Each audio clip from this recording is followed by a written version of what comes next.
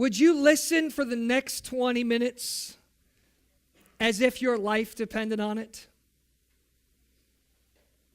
Jesus existed before he was born. I want you to ponder that with me.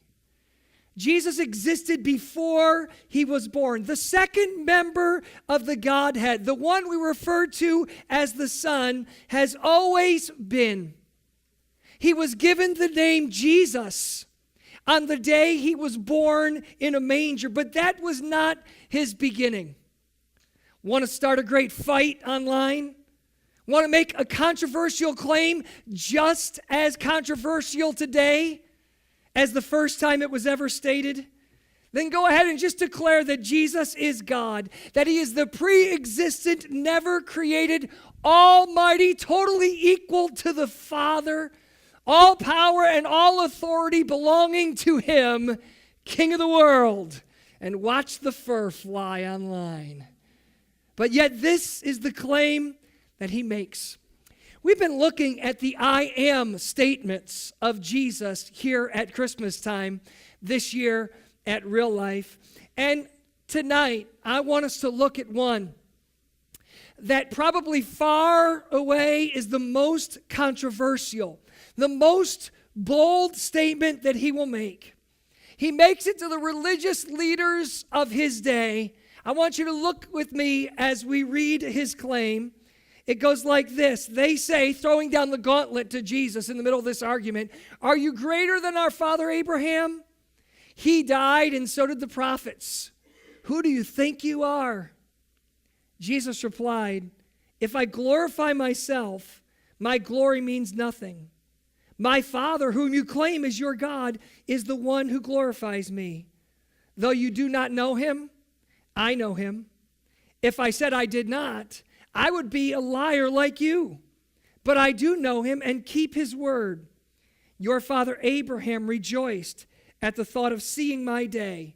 He saw it and was glad." "You are not yet 50 years old," the Jews said to him, "and you have seen Abraham?" "I tell you the truth," Jesus answered. "Before Abraham was born, I am." At this, they picked up stones to stone him. But Jesus hid himself, slipping away from the temple grounds. The Jews questioned him like this: "Jesus, you're not even 50 yet." Now, they chose 50 for a very specific reason, because 50 years old was the age of retirement out of the priesthood. A rabbi would be expected to be viewed as now retired or elderly once they hit 50. And so what these guys say is, "Jesus, you're a young man still in your prime, yet you talk this craziness like you have seen Abraham." And Jesus' response to them, you need to catch it, is not this. Jesus doesn't say, "Before Abraham was, I was." Jesus doesn't say to them, "Before Abraham was born, I was born." No, this is what he says to them. "Before Abraham was born, I am." Now let me tell you what a mammoth statement that is. It is Jesus' claim to Godhead. Before Abraham was born, he says, "I am." The Greek there is ego eimi. Ego eimi. I am. Now, this isn't the first time Jesus has said ego eimi about himself, but all of the other times in the book of John, when Jesus says ego eimi, he says ego eimi at the beginning of the sentence. For example, he says, "I am the bread of life." Ego eimi, the bread of life. Ego eimi, the living water. Ego eimi, I am the light of the world. But this time, he says, "Before Abraham was born, I am." You say, "Well, what's with the syntax, Pastor? Why does it matter?" Here's why it matters. The way Jesus built the sentence perfectly mirrored the self-identifying statement that God himself made to Moses at the burning bush. Moses said, wait, God, give me your name. Who are you? And God said, I am. And Jesus in this moment says to them, I am. And let me tell you something. The line landed perfectly. The people he was talking to, they didn't miss it. They caught exactly what he was saying and doing. How do we know? Because they immediately picked up stones to stone him. Do you know why? Because in Israel in Jesus' day, there's no such thing as protected speech. There's no such thing as the Bill of Rights or amendments. This is saying something that can get you killed. Because to claim you are God is blasphemous in that day, unless, of course, perchance you really are. And these people who are listening to what Jesus said knew full well that what he had just said was, in their mind, blasphemous. This was his claim, that he was God. Every year at Christmas, we gather into churches. We turn on the radio and listen to songs that make this declaration. There's a baby that's been born in Bethlehem. He is Christ the Lord. And every year at Christmas, Christians from all over the world say that the great I am is in a manger. Do you track with that? Do you understand that as we celebrate a baby that's squeezed into that little child is the greatness of God? We make the most audacious, the most outrageous, the largest, most incomprehensible claim. Every single Christmas, we make the claim over again, and it is this: the Son of God has come, and he is Christ the Lord, and in that manger is the fullness of God. And 6 of us amen it. Because we're so used to it. Because we've heard it so many times. But I repeat it for you again today. This audacious claim that he is God.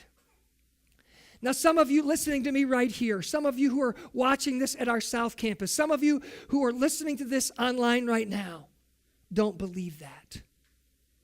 You don't really believe. Yeah, you say that's craziness. I don't mind singing along and I'll play along with the game, but deep in your heart, that's not really what you think. Some of you who hear me make that claim right now, you frankly think that I'm just loony or too easily persuaded, or just somehow I've come to believe some kind of old folk tale as absolute truth. Some of you sit here and say, I'll weigh it out. I'm not sure. And I want you to know, I welcome you to be here and be a part of discovering and recognizing and coming to choose and to realize that for yourself. But whatever else you do or don't believe right now, I need to make something so perfectly clear to you that you can't miss it. And it is this: Jesus fully claimed it was so. Jesus fully claimed that he was the great I am. A statement so radical, a statement so bold, and hear me, a statement so divisive that it is not possible for me to express to you the enormity of it. Now, here's our problem. I think our problem is we don't stop to ponder the greatness of this statement or who he is, because we're looking back at it through a lens that has been around for over 2,000 years. By relegating this story 2,000 years ago, somehow it allows us in our minds to make the claim a little smaller. If the claim were modern, we'd really scrunch up our face and wonder. For example, about a month ago, I got an earnest email from someone. And it said, you need to read this information. And so I didn't really know exactly who this person was, but I said, I don't got time right now. But when I took my lunch and sat at my desk and ate, I said, all right, I can turn my lunch half hour into this. And I began to look, and the claim was that there was a person walking the face of the earth right now who is God. And they backed it up with some YouTube videos. Well, I'm telling you, you got YouTube videos, well, who can doubt it, right?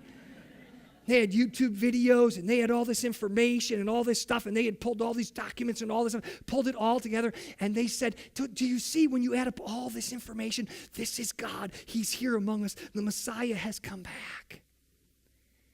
And I finished my lunch, and I clicked delete. And let me tell you how long I have spent since then pondering even the possibility that person really is God. 0. Because what kind of person would really buy into the idea that somebody walking amongst us is God?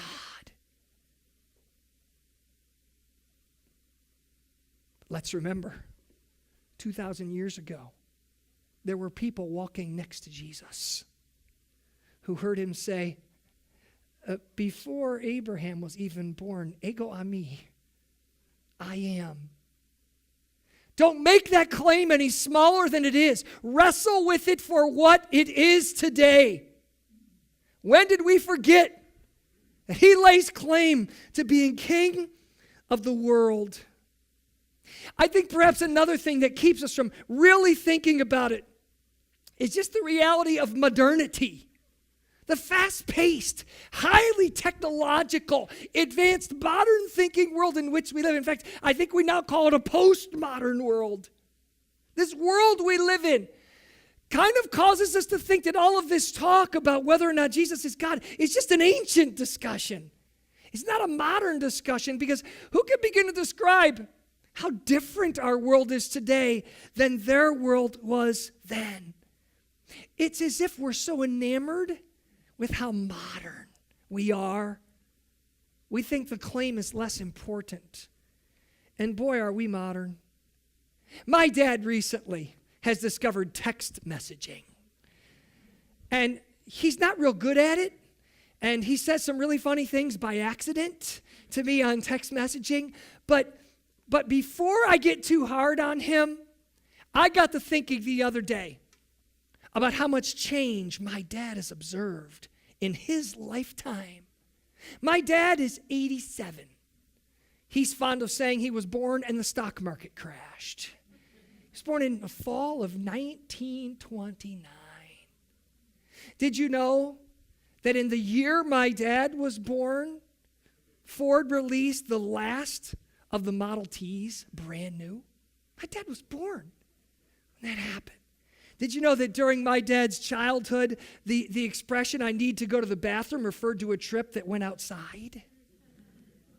In my dad's childhood and lifetime, when my dad was a kid and even into his youthful years and his teenage years, the telegram was a primary form of communication. Telegraphs still existed all over the place, and telephones belonged in the homes of some of the more privileged and fortunate people in the community. And if you had one connected to your wall, when you picked it up, it was also connected on the same line to a few of you neighbors. That would save some of you some of the efforts you make in figuring out what's going on with your neighbors if your phone's just all connected. That was within my dad's lifetime. The television came into existence the year before my dad was born. It was a tiny, great big tube thing, a black and white. The idea that a man would ever go to the moon hadn't even been thought of when my dad was growing up in his younger years. There was no such thing as a microwave. The computer hadn't yet come into existence, no less certainly the internet. But this was the world in which my dad grew up. But you don't have to look back that far into the good old days to know how fast our world keeps accelerating in its spinning. Just about everybody here has one of these. And my 13-year-old daughter keeps saying, why don't I have one yet? Because your daddy loves you.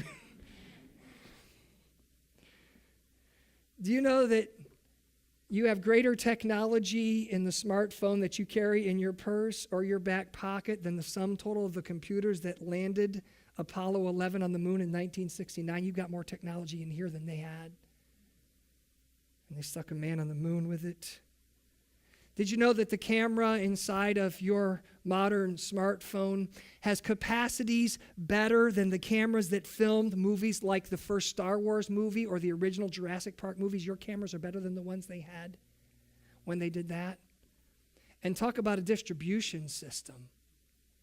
Do you realize that on your phone you have the ability to say something, tweet something, record something, send something that people around the world will have access to immediately?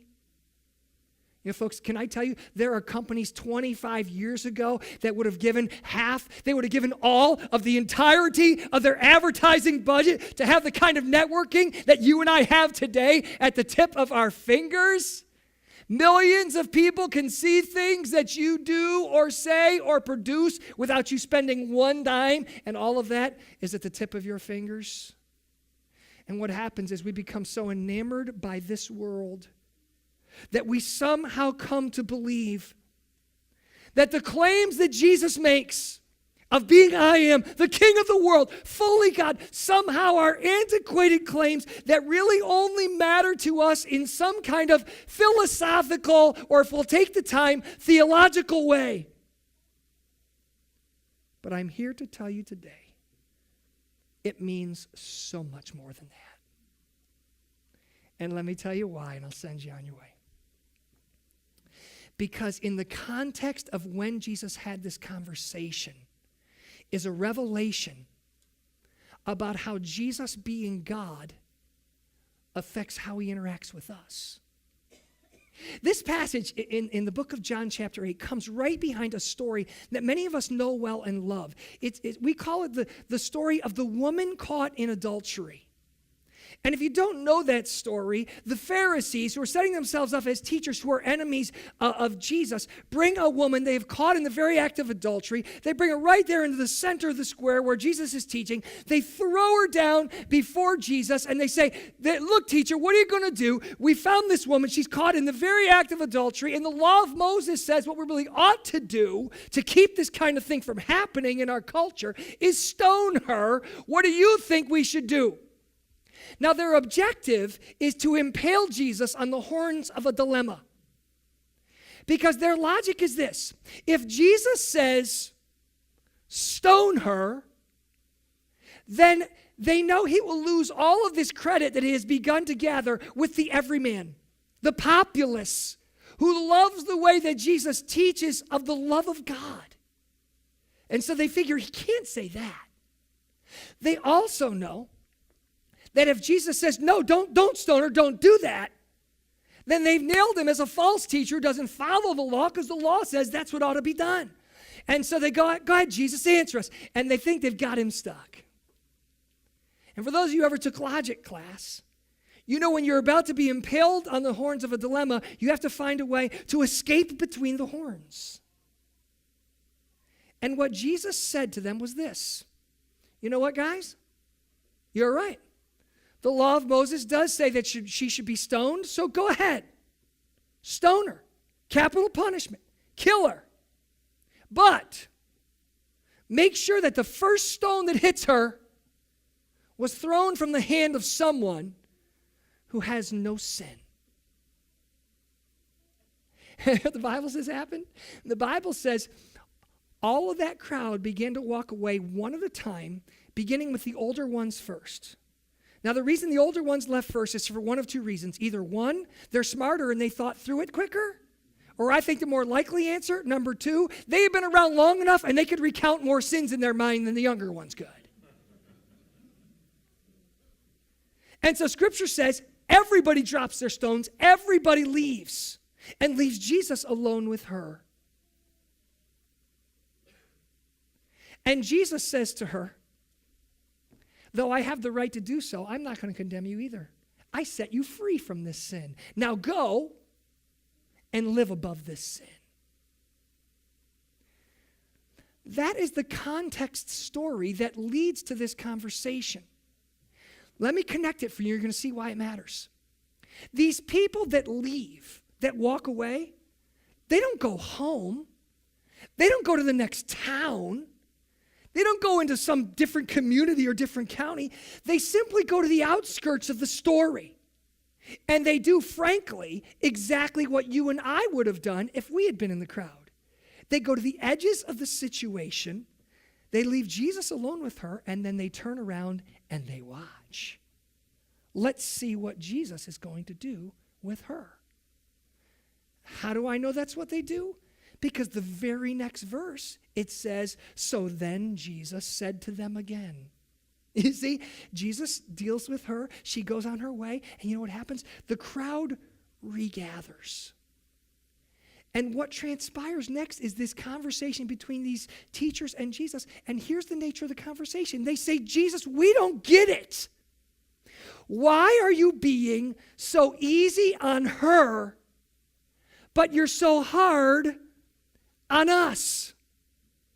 Why is it, Lord, that you feel like you can forgive her, but we feel judged? And here's the hook. Here's, if I can be honest with you, why I really hope you've been listening to the last 15 minutes of the sermon. All right? I'm going to tell you. Because Jesus looked at them and said, listen, there is no sin you can commit that I can't or won't forgive. But if you reject me, then I reject you. Do you see the difference? He says, it's not about how bad of a sin have you committed. I'm bigger than all those sins. I can forgive sin. But here's the one thing that I won't get past and I can't get past, and it's this. It's if you reject me, if you refuse to recognize who I am, then there's nothing I can do for you. You see, at the heart of these guys' question is this. Jesus, what in the world makes you think you can even forgive her sins anyways? You see? This is why the conversation has no choice but to end up in Jesus making the I am statement. It has to end up there because in the end, what's at stake is these guys' question that says, what makes you think you can forgive sins? To which Jesus has to say, only God can forgive sins, and I am. You get it? That's why this isn't just a philosophical discussion today about whether a guy 2,000 years ago really is God or isn't, because it matters for your life and for mine. Because if he holds the place of God, then he can do the work of God. Let me repeat it because someone should have said amen. If he holds the place of God, he can do the work of God. And what is the work of God in our lives? To come and to forgive our sins and to restore relationship with us. It's not just why Jesus came 2,000 years ago. It's why his Spirit dwells in this place today. It's why he comes to the door of your heart and knocks and says, if you'll open the door, I come in and I forgive and I restore. That's why you have to answer the question, is he or isn't he God? Because right behind it then comes, can he or can't he give me new life? Can he or can't he restore me and forgive me and set me free and put me on the right path? Because you can't get a new beginning in life any other way. I've got to tell you, you can't get a new beginning by saying, I'm trying harder. You can't get a new beginning by saying, I promise this year, I'm going to start early on my resolutions. I'll start them in mid-December. I'm going to do better at that. I'm going to start reciting the Lord's Prayer before I go to sleep. Or I'm going to start coming to church 3 weeks out of 4. Let's get reasonable. I'm going to do these things, and then my life is going to change. I'm going to figure out how to obey the 10 Commandments. And once I get all of them down and I'm doing them, then I'll get all that change in my life. Or I'm going to try to live up to his teaching. I'm going to try really hard to forgive people. And I'm going to try hard to be generous. And I'm going to try hard to do unto others as I would have them do to me. Because aren't these his teachings? And I'm going to follow his teachings. And hear me. Becoming a follower of Jesus Christ isn't about following his teachings. It's about following him. Because he said, if we would follow him and remain in him, then his words would remain in us. Pastor Todd, when I become a Christian, you mean I don't have to follow his teachings? No, when you become a Christian, you'll start to long to follow his teachings. You'll start to long to obey his ways. You'll start to discover how his ways are the best ways. But it begins by deciding whether or not he can do that work in your life. And in order for him to be able to do a God-sized work, he's got to be a God-sized God. That's who he has to be.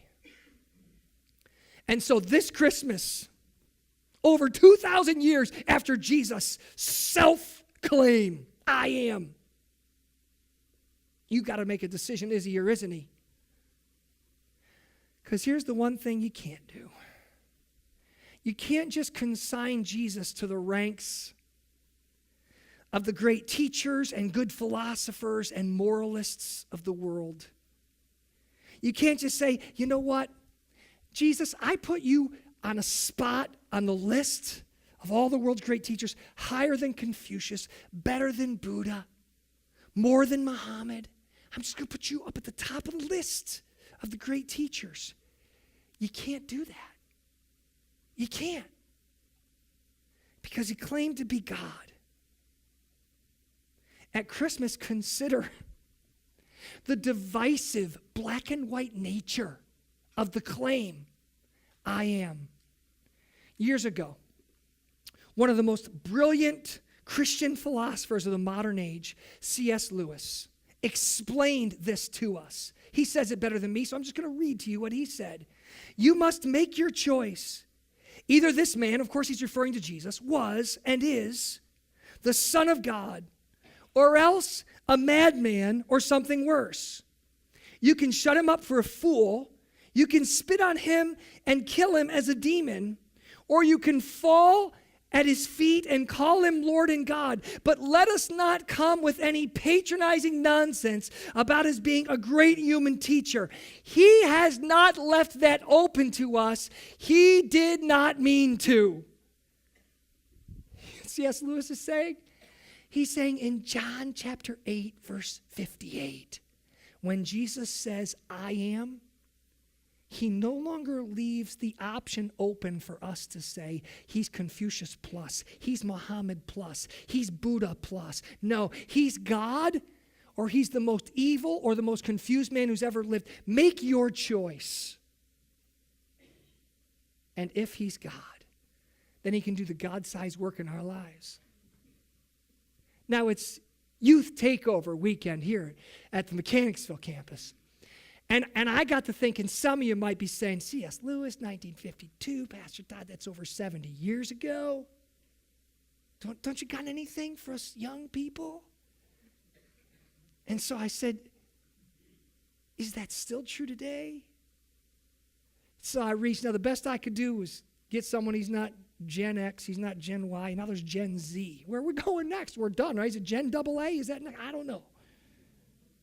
But he is modern, he is contemporary. A lot of people still listen to him. He's a touch older than me. His name is Bono. All right? A lot of you know who Bono is. If you don't, on the ride home, just say, okay, Google, who's Bono? Known to be really one of the great thinkers of our age. Written a lot of music that is a part of your life, even as teenagers who still listen to a lot of their music from U2.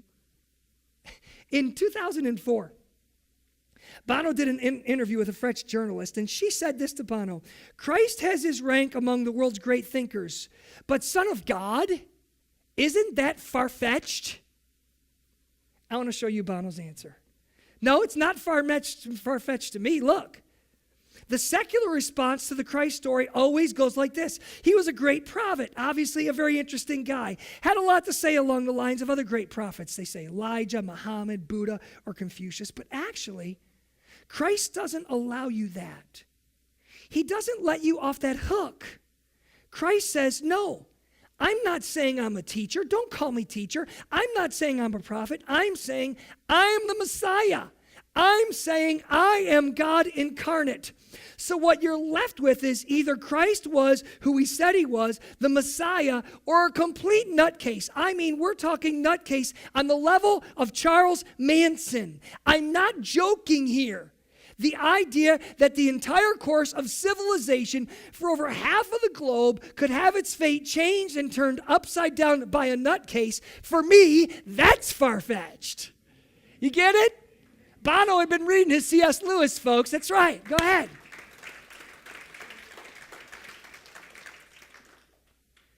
If he is king of the world, then he has every right, and you have every hope at him being king of your heart. If he has no right, no capacity to forgive sins, he's merely a confused man. But if he is the Lord of all, then you have the choice today to make him Lord of your life. There's no sin that causes him to reject you. The only thing that can be left undone is for you to reject him, for which there is no remedy. I want us to bow our heads together as we close.